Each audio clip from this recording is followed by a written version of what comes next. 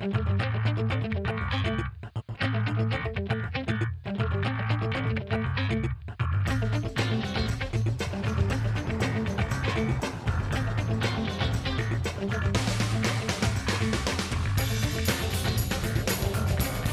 our galaxy of superstars this time, brains, the beauty, the brawn, the bewitched and the bewildered. A relationship, I think, is like a shark. You know, it has to constantly move forward or it dies. And I think what we got on our hands is a dead shark. His searing observational wit and kooky paranoia have tickled the fancy of legions of film fans, while his self-obsession and inability to finish a sentence have alienated millions of others. Drawings, right? And they're really, you know, strike-oriented kind of... stop me before I make a complete imbecile of myself. But love him or loathe him, Woody Allen is an institution. As a writer-director, he's made more films than most actors. Mental proportions, it's moving, it's rich, it's tense, it's taut.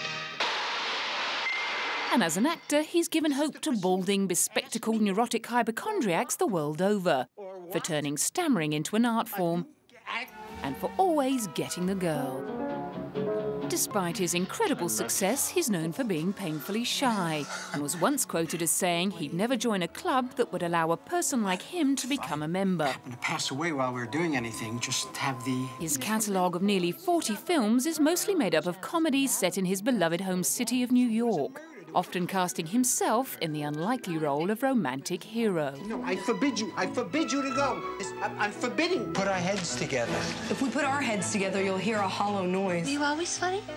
But it was his on- and off-screen romance with the equally kooky Diane Keaton that helped produce arguably the best film of his career. Annie Hall in 1977 won Allen 2 Oscars for Best Screenplay and Best Director. What do you do when you get stuck on a movie line with a guy like this behind you? Wait a minute, why can't I give my opinion? It's a free country.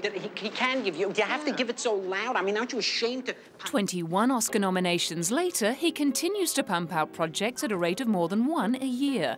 His films have met with varying critical and box office fortunes. And Allen is the first to admit he never knows when he's on to a winner. Well, you don't. I mean, you just keep working, and some come out good, and some don't come out good, and, you know, it's just up in the air. There's nothing you can do to make it happen. Some of his better-received films have included Hannah and Her Sisters, Bullets Over Broadway, Broadway Danny Rose, and Purple Rose of Cairo. By the 1990s, his far-fetched storylines were being eclipsed by his real-life dramas, and Allen's critics saved their most scathing reviews for his private life, when he dumped long-term girlfriend Mia Farrow for her adopted 23-year-old daughter, Soon Yi. Rubbing salt into Farrow's wounds, the couple went on to marry and adopt a child. But well used to ups and downs in his career, Allen weathered the storm. And in 2005, at the age of 70, he jumped genres to triumphant effect, with the release of Matchpoint, a suspense drama centred on the life-or-death dilemma of a social climbing tennis pro. I've gotten used to a certain kind of living. Am I supposed to give it all up? Do you miss me? Are you mad calling me here? If you don't have the nerve to do it, I'll do it. I cooked it up. It's not rocket science. I sit in a room and I get these ideas and I make them into films, and some of them are good ideas and come out good, and some of them don't. This one I was very lucky with, and it came out, you know, very well, actually.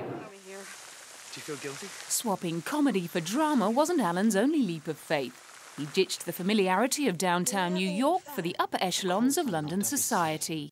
It was not very different than New York, because it's a very big city. It's got the same kind of traffic and high population and nervous tension and culture and museums and bookstores and records and, you know, theater. And so it was not a radical difference than shooting in New York, really. Allen was so taken with Matchpoint's leading lady, Scarlett Johansson, that he wrote his next film, Scoop, for her. Set once again in London, Scoop is a comedy fantasy mystery about a young journalist who's investigating a murder with the aid of a dead writer and an aging magician played by Allen, who's not planning his own disappearing act. I don't think about it, because I don't feel that what I do is anything to retire from. It's not work for me. I mean, if I was retired, I would get up in the morning and write, because I like to write. So, you know, it's not that I'm working repairing sinks or television sets or something, and I want to finally say enough is enough. I like writing, and I'm getting paid to play baseball or something.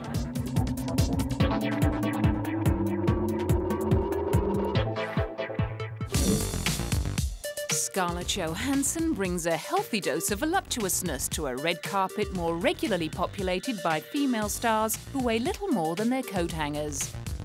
She's topped just about every poll of the world's sexiest women, and her response to all the fuss has been simply, "Maybe people think I look sexy because I feel sexy. I'm very liberated that way." Although she insists she wasn't quite liberated enough to have had sex with Benicio del Toro in a lift, as claimed by a Hollywood tabloid. Her Danish-Polish heritage grants her an inbuilt exoticism. Then, of course, there's her voice. Did anyone ever tell you you play a very aggressive game? Her sultry huskiness, which may or may not have been the happy result of a tonsillectomy she underwent as a child, belies the immaturity of her years, and no doubt helped her score the plum job as spokesperson for Calvin Klein. It's been amazing. I mean, it was a sort of easy pairing. They asked me to do it, and I said yes immediately. I mean, they have this list of iconic beauties celebrating all their products, and how could a girl say no, you know?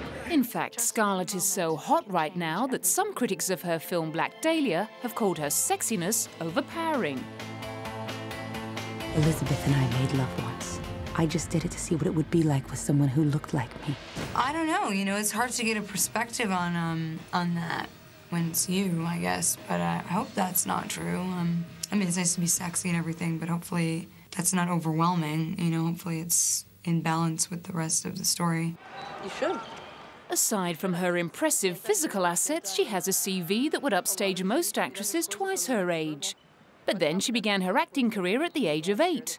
Her appearances in films like North, The Horse Whisperer and Ghost World helped prepare her for a lead role in Lost in Translation and a period-hopping performance in Girl with a Pearl Earring. Both films earned her Golden Globe nominations. Coppers, boiler, sand and soap. You'll get used to it. Good morning, madam. Don't speak till you're spoken to. Yes, madam. She was penciled in to star with Tom Cruise in MI3, but pulled out when scheduling conflicts rendered her appearance mission impossible. Having dodged one flop, she walked straight into another alongside Ewan McGregor in The Island. I'm ordering you to contain the situation. Go, go, go! Do not let him get away! She bounced back the next year in the film that also marked Woody Allen's return to form. Actually, it was one of the easiest jobs I've ever had. I was kind of, I was planning on taking the summer off, and you know, my agent called me and said, "Hey, Woody Allen is shooting a movie in London next week. What do you think?" And I was so surprised. I thought, you know, you don't even have to send me the script. Yes, I do. I will. Matchpoint gave rise to another collaboration, which finally gave Scarlett a chance to stretch her comedy legs. As a conservative American student in rimless glasses who discovers vital clues about the tarot card killer. Hit London since Jack the Ripper. Jack the Ripper. Is that capitalized? Viewers with delicate dispositions will be relieved to learn that the trail of investigation does not lead Scarlett into bed with Woody Allen, who mercifully cast Hugh Jackman as her love interest. He's got a twisted mind. I'm Peter Lyman. Jade Spence. My father's giving a garden party at the estate. I'd love you to come. This guy's a serial killer. You gotta do something. He's been like this since last night. Audience loved it. This trip is top-notch. You need to celebrate. I'm scared.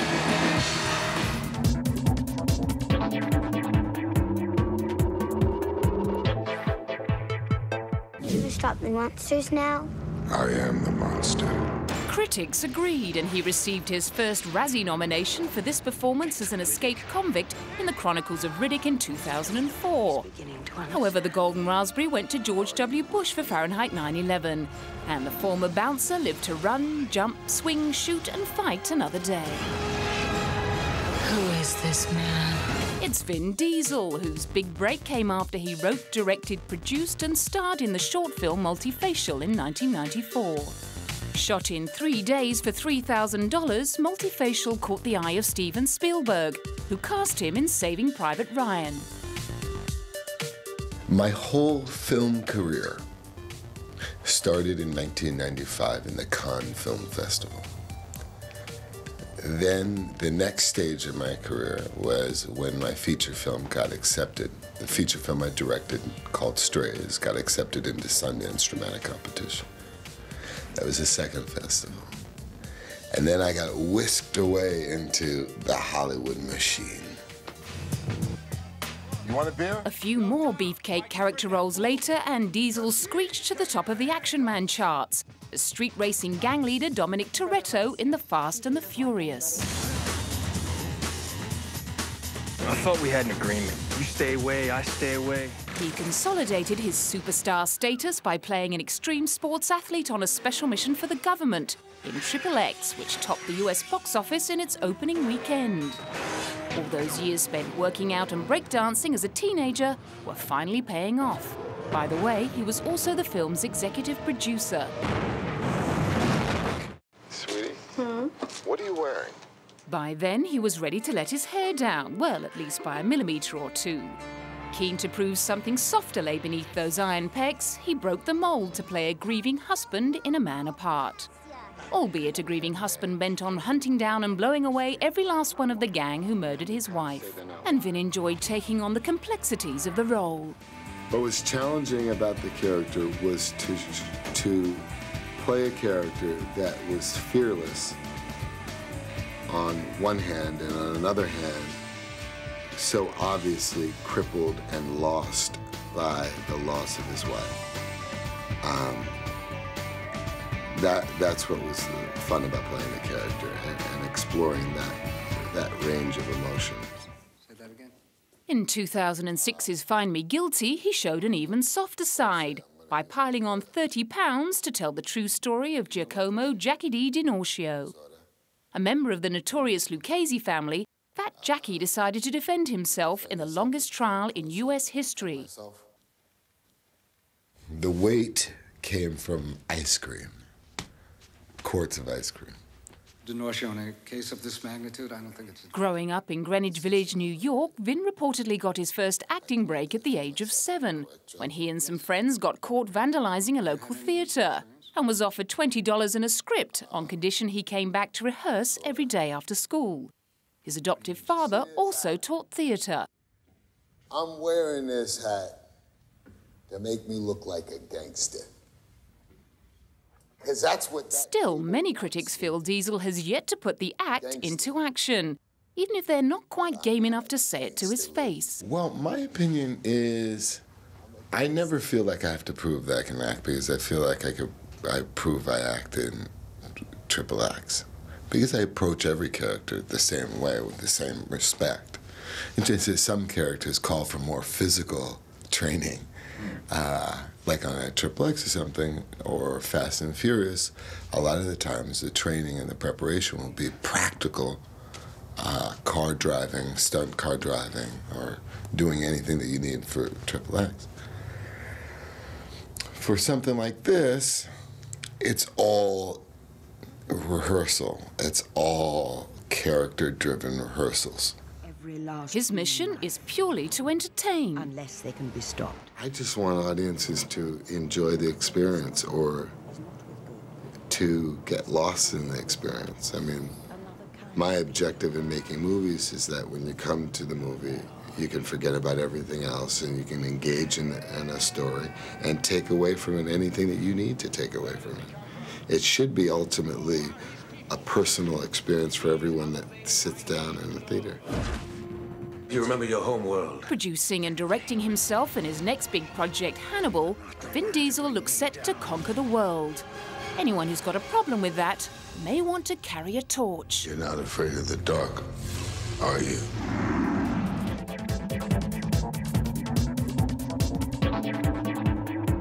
He has no idea.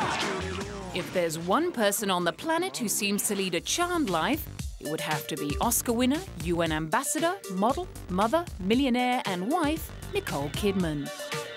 Being presented with a star on the Hollywood Walk of Fame, she was introduced as the epitome of success. And even Nicole had to admit she'd come a long way from home. As a kid growing up in Sydney, Australia, this is sort of amazing to be standing here and becoming part of a Hollywood tradition that's been around for so long and will be around for so much longer. After blowing into Hollywood on the back of Dead Calm in 1989, she caught the eye of Tinseltown's most eligible bachelor. Fending off media speculation about Tom's sexuality and the validity of the marriage, they reigned for the next decade as the world's most glamorous couple, adopting 2 children and starring together in 3 films, including Stanley Kubrick's Eyes Wide Shut. Baby did a bad, bad thing. When Tom broke up the happy home in 2001, Nicole commented that finally she could wear heels again, and her career really started to soar. Her all singing and dancing turn in Moulin Rouge won her a 2nd Golden Globe and made her E-Celebrity of the Year. I believe you were expecting me. Yes. And a swag of successes followed. He has no idea. I wish, for your sake, Leonard, I could be happy in this quietness. One day I'll fly away. I don't know if this is such a good idea, you know. Today, birthday. Happy birthday. When this war is over, there will be a reckoning.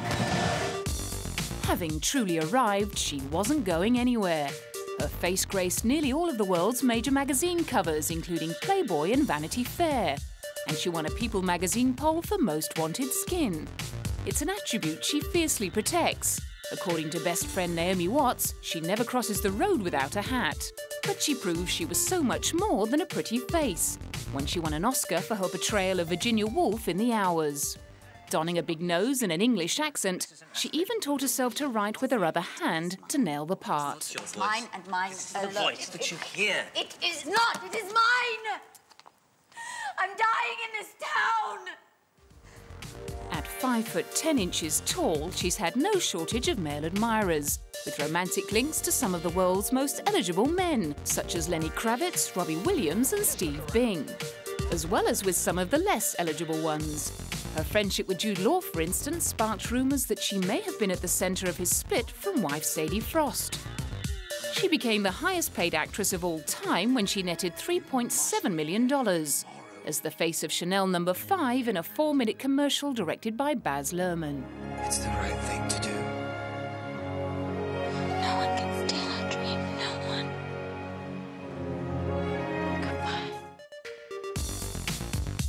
But not everything in the garden is rosy for the world's most photographed woman, who's reported to be terrified of butterflies and suffers panic attacks when appearing at movie premieres. Away from all the glitz and glamour, she finds time to give back as the UN's Goodwill Ambassador for the Development Fund for Women.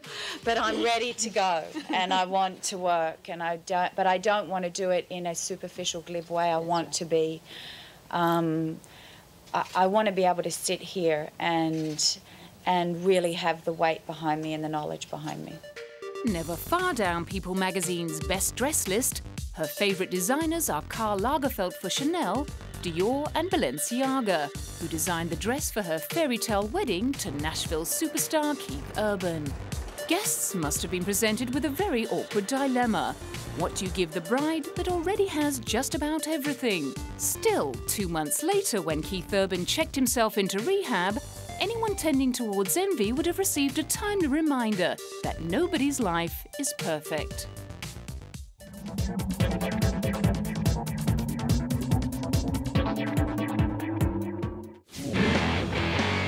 He's the guy that kids love and mothers hate.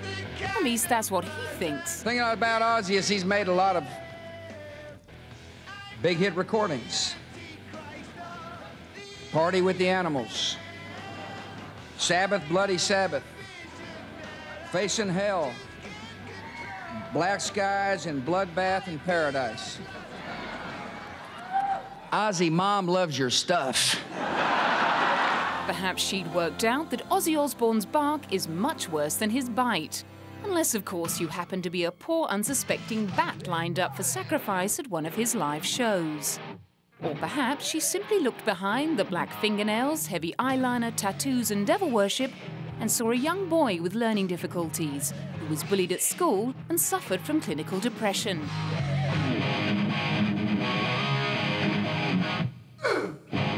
The only person who gets away with bullying him these days is Sharon Osbourne, who picked him up and dusted him off after he was dumped as lead singer of heavy rock band Black Sabbath in 1978. Taking over from her father as Ozzy's manager, she's credited with rescuing him from the brink of drink and drugs oblivion. And now she's got him designing T-shirts for charity. And what could be better than to have an Ozzy stickman on the back of a shirt? And what could be better than Ozzy? I didn't make him. He decided that the money for the shirt would go to my colon cancer charity. And I have the Sharon Osbourne colon cancer program in association with Cedars Sinai. But while Ozzy may often come across as a shambolic mumbler, he can still crack the funnies. What other career would you choose? Prison. Dubbed the Prince of Darkness, he helped Black Sabbath to album sales of over 26 million in the US alone. He then found solo success with Blizzard of Oz and Diary of a Madman, and toured frequently until the early 90s, despite being diagnosed with bipolar disorder and battling addictions to heroin, cocaine and alcohol.